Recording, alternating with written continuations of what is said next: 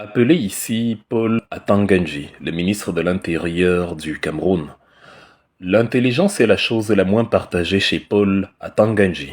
Et vous savez, il y a un proverbe qui dit que l'intelligence c'est comme le chocolat, moins on en a, plus on l'étale. Faites l'expérience, vous avez du pain chez vous, un seau de chocolat presque vide, vous allez vous rendre compte que vous allez vous retrouver à essayer de dispatcher le petit restant de chocolat, surtout de l'étendue de la mie, parce qu'il n'y en a justement plus beaucoup. J'ai décidé donc de faire un petit briefing à Paul Atanganji sur ce qu'est la politique, parce qu'il en a besoin. C'est les patients, les malades qui vont à l'hôpital, et donc on va s'occuper de lui aujourd'hui. Paul Atanganji et le parti au pouvoir vous ont mis dans la tête ces derniers temps que le MRC ne peut pas aller aux élections présidentielles. On vous le dit toujours, la secte, la vraie, c'est ceux qui vous accusent d'être une secte. Comment fonctionne le RDPC? C'est sur l'endoctrinement. Ceux qui vous disent que le MRC ne peut pas aller aux élections vous ont fait oublier que les législatives et les municipales sont prévues avant les présidentielles. Ce qui signifie que même si le MRC n'a pas d'élus, le MRC peut justement acquérir des élus aux municipales et aux législatives et avoir un candidat. Et parce que le RDPC est une secte, il vous a mis dans la tête qu'on peut reporter les élections législatives et municipales avec pour motif d'empêcher l'opposition d'avoir des élus, au point où, au lieu de vous battre pour vos droits, donc au lieu de combattre le fait qu'on va repousser frauduleusement les législatives et les municipales, vous venez plutôt vers les MRCistes et vous leur dites, si on repousse les législatives et les municipales, vous allez faire comment? Donc vous avez oublié que ça vous concerne aussi. Le but du MRC, c'est qu'il a un programme politique et là-dedans, il y a marqué les mesures qui vont vous permettre d'avoir un pays qui tend vers le développement, les mesures économiques, la réforme institutionnelle, les mesures sociales, etc., etc. Tout est clairement précisé dans notre programme qui fait près de 90 pages et dont vous trouvez des versions résumées qu'on a mis en ligne sur Internet gratuitement. Et donc, c'est ça la finalité du MRC. Mais plutôt que de réaliser que ce parti-là a donc un programme qui va bénéficier à tout le monde pour que le Cameroun commence un peu à ressembler à quelque chose, vous, vous êtes détaché de ça, vous pensez que le MRC, comment dire, 2025 c'est un service, une faveur rendue au MRC et qui fait donc, bon, comme le MRC sera empêché, ah, ils vont faire comment ces MRCistes? Pourtant, tous les Camerounais lisent l'heure, comme on dit. Hier, sur le plateau d'Equinox TV, on parlait de la route Banga, je sais pas trop, une route vers la Dibamba, où les nids de poules ressemblent à des cratères, les cratères qu'il y a à la surface de la Lune. Tous les Camerounais les subissent et non les MRCistes. Donc, quand le MRC, qui a un programme politique, veut participer à la présidentielle en passant par les municipales et les législatives, chaque Camerounais devrait prendre sur lui le fait que si le MRC ne se présente pas, ça fait un parti en moins qui a un programme politique qui aurait pu justement être utile à chaque Camerounais et dont chaque Camerounais est invité à dénoncer l'intention de fraude de Paul Biya. Parce que la Constitution n'autorise pas le président de la République ou du moins le parti au pouvoir, à repousser les législatives et les municipales avec pour motif l'empêchement de l'opposition. Ça, c'est l'instrumentalisation de la politique à des fins privées. Ça s'appelle la haute trahison. Normalement, ceux qui font ça dans tous les pays sérieux doivent finir en prison. Mais vous voyez, la secte RDPC vous a enlevé vos droits. Il vous a enlevé même l'intention, la conscience que c'est votre droit qu'on est en train de violer et dont on vous a enlevé l'envie de vous plaindre. On vous a enlevé l'idée que, ce n'est pas un caprice de l'État qui doit me priver de mes droits. Dans la Constitution camerounaise, l'article 64 précise que une décision qui va à l'encontre des principes démocratiques n'est pas acceptable. C'est dans la Constitution camerounaise. Et aller à l'encontre des principes démocratiques, c'est empêcher le jeu démocratique pour le bien d'une personne, à savoir Paul Biya.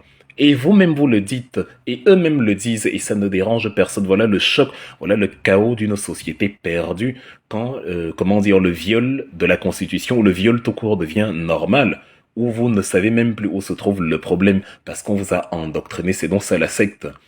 Et vous imaginez donc que le MRC n'ira pas aux municipales et aux législatives parce que on va repousser les élections, parce que on veut museler l'opposition. Donc c'est ça le motif avoué. Ce n'est même plus couvert, c'est le motif avoué pour empêcher le MRC. On va repousser les législatives. Ce n'est pas qu'il y ait un problème quelconque. Ils ont dit qu'il n'y a pas de crise anglophone et que le pays est pacifié. de manière que dans une logique de cohérence, ils devraient donc eux-mêmes tenir ces élections-là. Mais ils disent non, non, non, non, non, on va les repousser pour empêcher le MRC. Soit, mais ça c'est d'un. La vraie leçon que je voulais apprendre à Tanganji aujourd'hui, ce n'est même pas celle-là. Elle concerne les coalitions politiques. Parce que l'alternative pour le MRC pour se présenter aux élections, c'est d'avoir, enfin, il y a plusieurs alternatives. Quand je dis l'alternative 2, il n'y a pas que celle-là. Mais l'alternative 2, c'est donc d'avoir, justement, des coalitions et à l'intérieur desquelles on a des élus qui permettent donc à notre parti de se présenter à la présidentielle. Les gens ont l'habitude de balayer les éléments que nous convoquons quand on parle de ce qui s'est passé avant. Nous avons évoqué la jurisprudence Paul Aya Abiné, que tout le monde connaît de plus en plus. En 2011, Paul Aya Abiné, qui est député RDPC, démissionne du RDPC et intègre son nouveau parti, le People's Action Party, le Parti d'Action Populaire, le PAP. Il devient à partir de là député du PAP et ça fait donc du PAP un parti ayant des élus. Et le parti décide donc que c'est justement l'élu là qui va se présenter à l'élection. Il aurait pu choisir quelqu'un d'autre. Le MRC, c'est pareil. Une coalition de partis, comme on a eu en 2004, le CNRR d'Adamon Damjoya, il peut se porter candidat quand il est l'élu en tant que député, ou voilà, si l'élu est UNDP par exemple, ou alors ils peuvent porter quelqu'un d'autre. Mais ce qui est sûr, c'est que dans la coalition, il y a un élu. De la même manière, je parle aussi souvent du G20 de l'opposition, qui a été fondé en 2018. Je ne vais pas revenir sur l'identité, enfin la pseudo-opposition du fameux G20 de l'opposition, mais admettons même que c'était un parti d'opposition.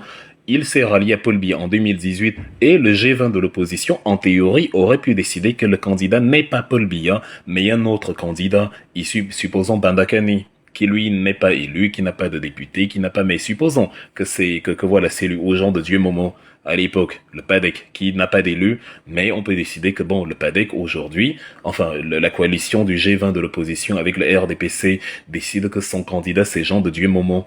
Ça aurait été valide parce que la coalition a un élu. C'est la même chose avec le MRC aujourd'hui dans la coalition de l'Alliance pour le changement. Il y a des forces politiques en notre sein qui ont des élus. Ça fait que le MRC a le droit de se porter, Maurice Kamto a le droit de se porter candidat si tant est que l'APC décide de faire de lui le candidat, ce qui est le cas.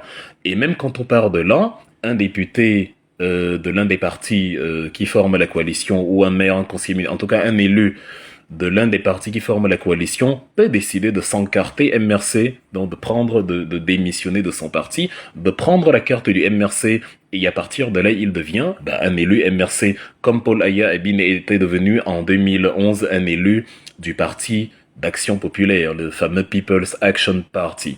C'est très simple, ça fait que nous avons donc la possibilité d'avoir des élus. Nous avons donc la possibilité, à travers ces élus, de se porter candidat. C'est pour ça que Maurice Kamto vous a toujours dit, même si c'est aujourd'hui, parce que vous ne savez même pas si justement ces élus-là ont déjà pris la carte du MRC, vous ne le savez pas. Même si c'est aujourd'hui qu'on organisait la présidentielle, le MRC a la légitimité de se porter candidat. Essayez et vous verrez. C'est tout simple, on vous le dit en français facile, mais la véritable secte, ceux qui vous ont endoctriné, ceux qui vous empêchent de réfléchir librement, vous a mis dans la tête que non, non, non et non, ce n'est pas possible. Pourtant, les faits sont là. Parce que Paul Atanganji manque d'intelligence, il s'agite comme tous ceux qui n'ont pas d'intelligence. Et précisément, ce qui fait mal, c'est que quelqu'un dépourvu d'aussi peu de jugeote réussit à vous endoctriner, réussit à vous dire des choses que vous estimez écoutables.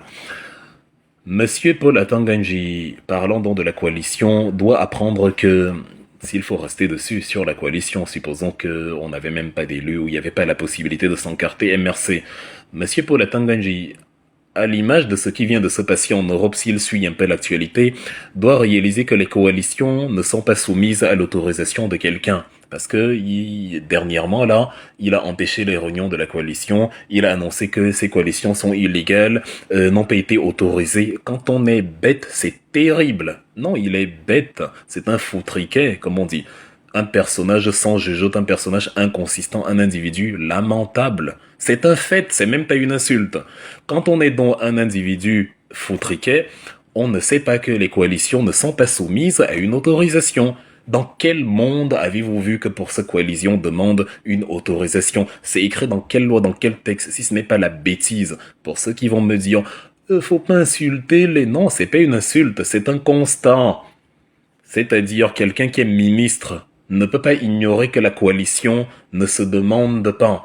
Quand deux partis politiques sont reconnus légalement, ils peuvent décider de coaliser à leur guise. Quand deux personnes, qu'elles soient partis politiques, associations, que vous soyez reconnus légalement ou non, vous pouvez coaliser selon votre bon vouloir. Maintenant, pour les échéances présidentielles, si vous êtes reconnu légalement ou admis à l'intérieur d'un parti, vous pouvez coaliser comme vous le voulez.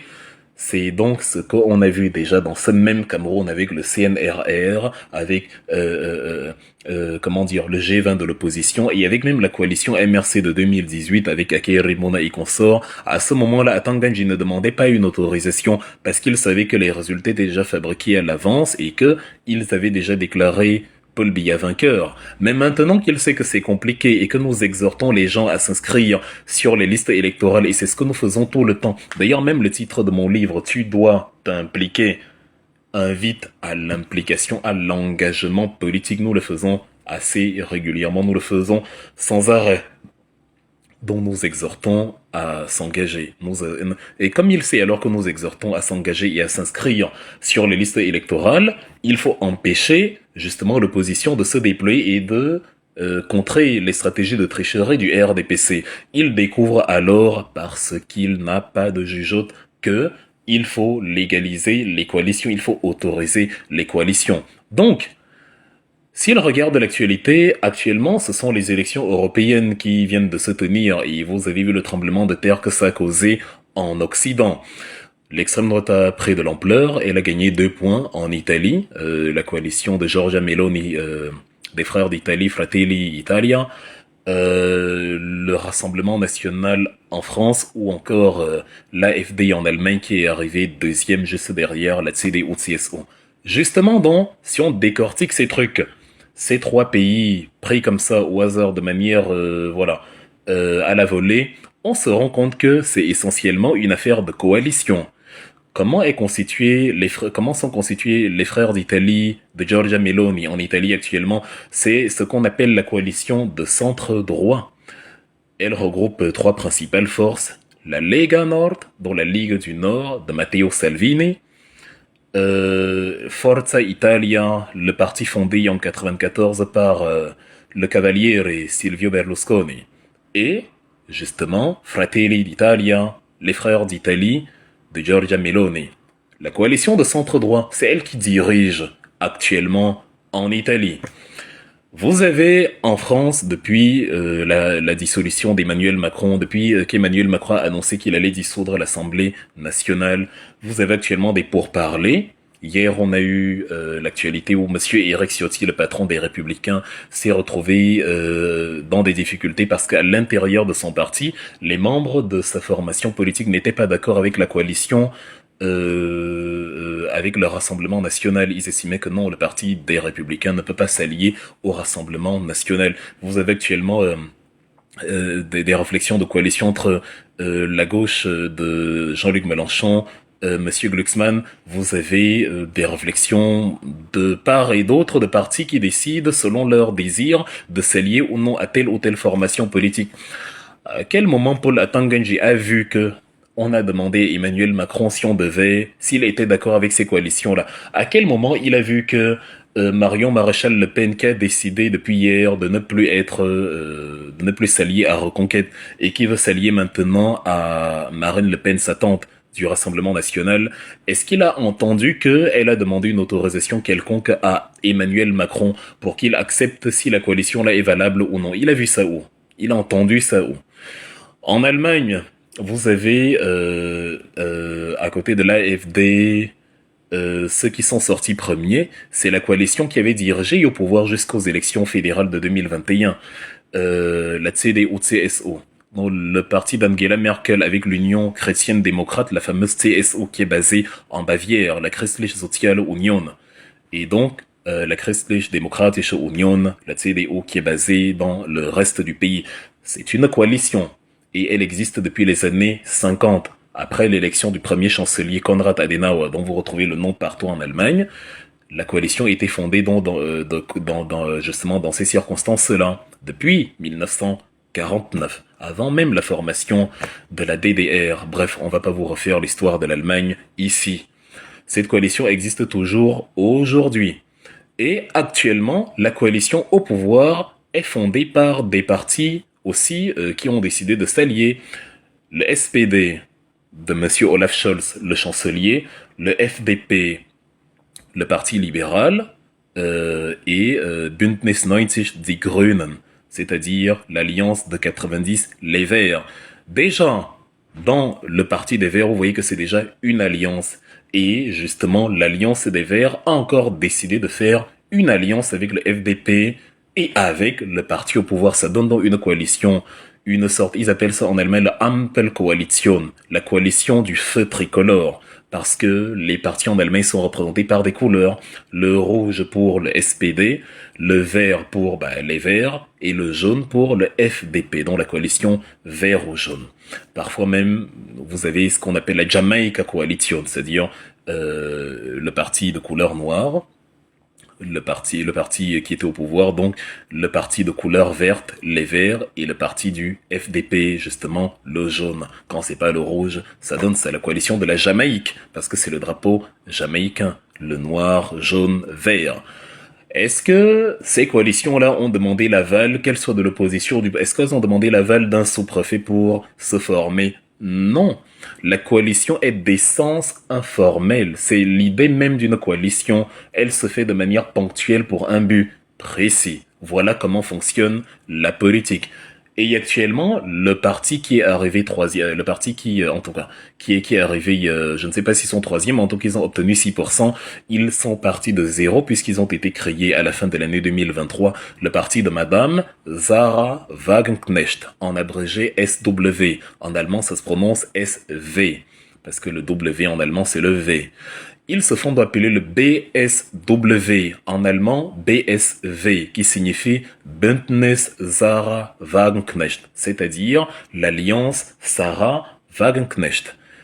C'est une coalition de personnes issues du parti de gauche, de l'effritement du parti de gauche, des affinités diverses, des gens qui sont venus d'à peu près partout et qui ont décidé de faire une alliance, au départ une association, ensuite une alliance, une sorte de coalition d'individus qui aujourd'hui a raflé 6% aux législatives.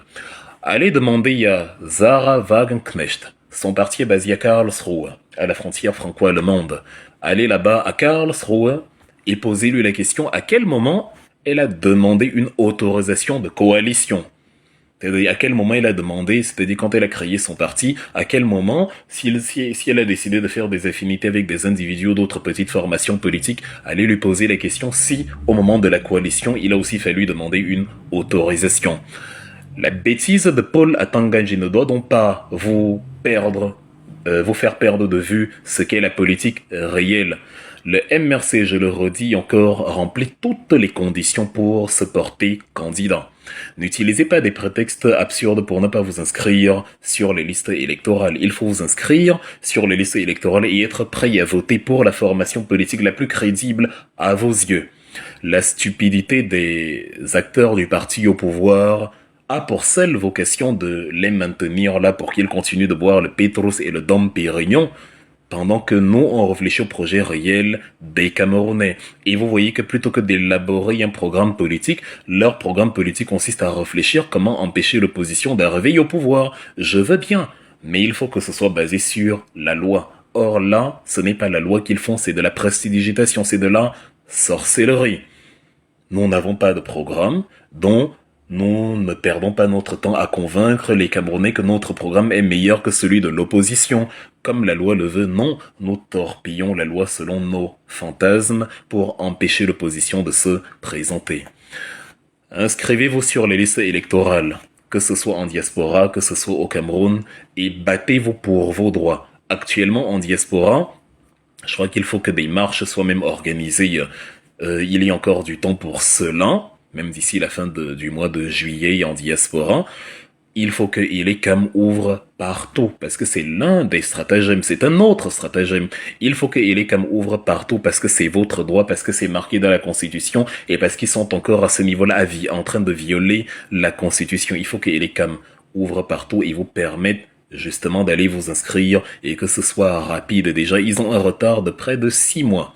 Si en janvier qu'on doit ouvrir, ils n'ouvrent pas, donc tout est mis en œuvre pour vous distraire, pour vous empêcher d'aller vous inscrire, pour vous raconter des contre-vérités comme quoi non, oh, ils ne peuvent pas avoir un candidat et vous acceptez, vous domestiquez l'idée. C'est comme ça qu'elle germe dans votre tête et elle devient normale, comme un père qui viole ses filles. Il se met à la menacer, il dit si tu sors je vais, et elle se met à trembler comme si c'était normal ce qu'il était en train de lui faire alors que c'est son droit à elle de le dénoncer. Donc, inscrivez-vous sur les listes électorales. Faites-le. C'est ça la politique, la vraie. N'écoutez pas les fautriquets, les gougnafiers. N'écoutez pas Paul Atanganji. Il est bête. C'est un ministre bête. C'est Paul Atanga bête. Donc, écoutez la rationalité, votre propre cerveau. Vous êtes des adultes. Comment dire, ne vous accrochez pas aux affirmations de quelqu'un qui a moins de neurones qu'un enfant de 6 jours. Il est bête. Il ne sait pas que la coalition ne demande pas une légalisation quelconque. La coalition est informelle. Écrivez ça quelque part, afin de ne plus jamais oublier. Donc, je vous invite donc une dernière fois à vous inscrire sur les listes électorales. Pour ceux que ça intéresse, je vous ai présenté tout à l'heure ce livre, Tu dois t'impliquer. Quand on vous dit de lire, la lecture forge l'âme, la lecture nourrit l'esprit, la lecture préserve de la bêtise et des hommes bêtes, comme Paul Atanganji. Mon livre, Tu dois t'impliquer, qui vous exhorte donc à vous impliquer, le cas échéant à vous inscrire sur les listes électorales. Vous pouvez l'avoir sur Amazon. Il est à 20 €. Si vous ne voulez pas l'acheter sur Amazon et que vous voulez une dédicace, vous pouvez m'écrire, je vous ferai une dédicace et je vous enverrai moi-même un exemplaire à l'adresse que vous allez me communiquer. Donc voilà, je vous exhorte massivement à vous le procurer. Il est très intéressant. J'ai participé à la campagne politique au Cameroun où j'ai affronté certains des acteurs de ce régime-là. Paul Atanganji était déjà ministre de l'Intérieur, il était déjà aussi stupide, mais il bougeait moins parce que les résultats étaient déjà fabriqués. J'ai consigné cette expérience dans ce livre dont vivement je vous recommande de l'acheter. Il ne coûte pas plus cher qu'une bouteille de champagne ou de Petros, ou que le budget que vous dépensiez en une soirée dans une boîte de la place. Donc voilà, et au moins il est éternel. Vous pouvez le transmettre à vos enfants. Tu dois t'impliquer, Wilfried et Kanga, le récit d'une folle campagne, disponible sur Amazon ou disponible via messagerie personnelle sur Facebook notamment. Donc voilà, et inscrivez-vous sur les listes électorales parce que nous allons nous présenter en 2025. Il n'y a rien qui nous en empêche. Je le redis encore, partagez cette vidéo donc à vos amis pour qu'ils entendent la partie où je le dis. Il n'y a rien qui nous en empêche. Ça doit tuer, ce discours doit mourir. Vous n'allez pas vous présenter, vous n'avez pas d'élu, comment vous allez faire? Au point où il y en a qui en rigolent, qui sont contents, on viole la loi sous leurs yeux, ils sont contents. À partir du moment où conduit à vous réjouir d'une violation de vos propres droits, c'est qu'on vous a perdu. Nous essayons donc de retrouver le Cameroun. J'espère que Paul Atanganji a bien suivi la petite leçon politique et qu'il a demandé à sa petite nièce de 3 ans d'écrire pour lui parce qu'il ne peut pas écrire. C'est un foutriquet, les foutriquets ne savent pas écrire.